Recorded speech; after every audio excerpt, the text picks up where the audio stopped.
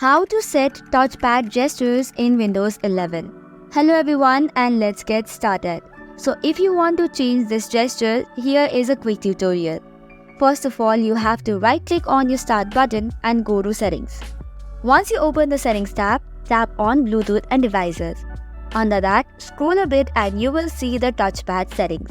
Tap on it and here are different types of gestures that you can apply to. The first one is cursor speed. The next one is taps option. Hereby, touchpad sensitivity can be set to low sensitivity to most sensitivity.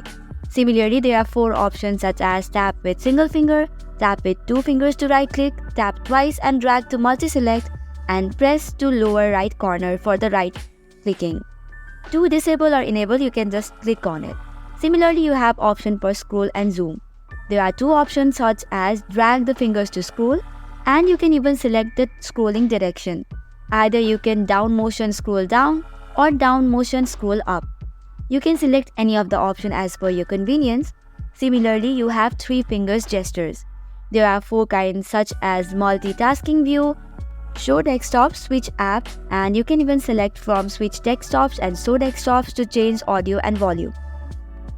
Similarly, for the last option, we also have taps for the 3 finger gestures, from which you can select the options such as notification center, play, pause, and much more. You have the same gestures for the 4 fingers gestures as well, so you can select as per your convenience. So these were the ways by which you can set touchpad gestures to Windows 11. This was it for today. For more such contents, do not forget to hit the like and subscribe button.